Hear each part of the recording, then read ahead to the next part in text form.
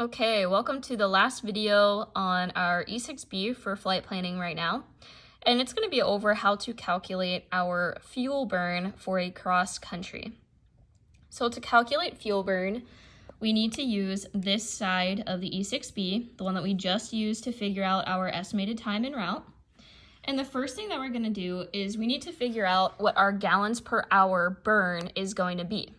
To figure out this number, you need to look at the cruise performance chart in the POH for your specific aircraft.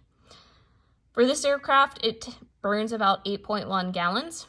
It's always good to round up. Keep that in mind when it comes to fuel. You'd rather overestimate than underestimate fuel. So a lot of times for the 172s, I'll say just to round up to 10 gallons per hour, and that's perfectly okay. But that is where we got this number from, was from the cruise performance chart in the aircraft specific POH. Okay, so first thing we're gonna do is we're gonna set 8.1, it's our gallons per hour that we're gonna burn.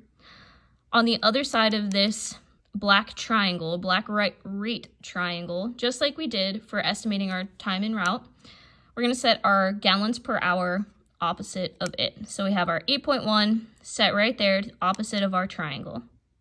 Perfect.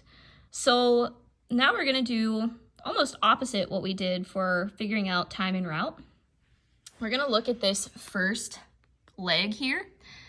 We said it was gonna take us about 7.7 minutes to go 9 nautical miles on this first leg. So what we're gonna do now is we're going to look on this inner portion. Keep in mind, the inner ring is always our time, always time on this inner ring. The outer ring now is going to tell us how many gallons we're gonna burn. So we just said it's going to take us about 7.7 minutes. So we're going to find 7.7. It's right about there.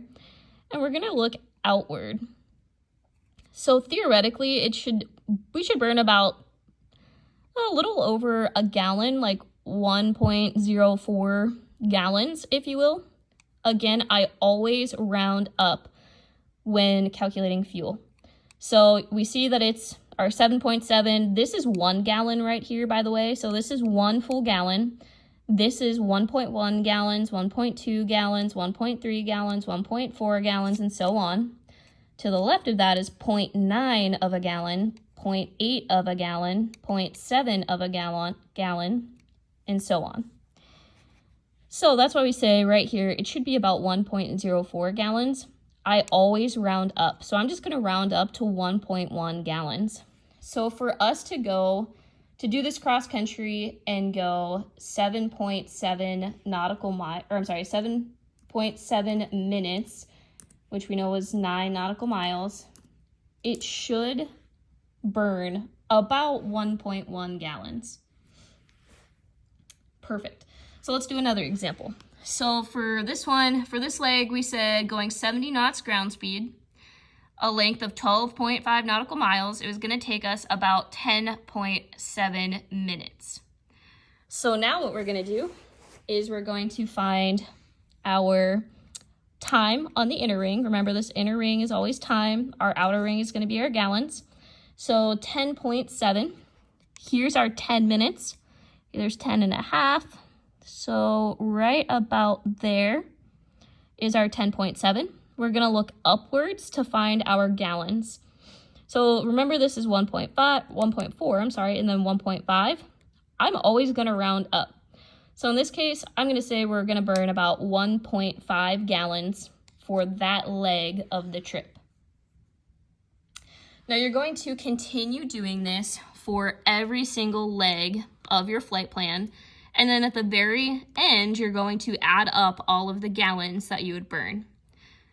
Keep in mind, this first leg here, our top of climb, we use our time, fuel, and distance to climb chart to figure out all of this information up here.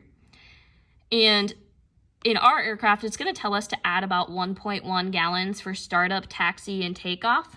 So always remember that too, to add that extra buffer in there. And don't forget, for a VFR day cross country, we need to have a reserve of 30 minutes at normal cruise speed. So you should always factor that into your calculations as well to make sure that you have enough fuel on board.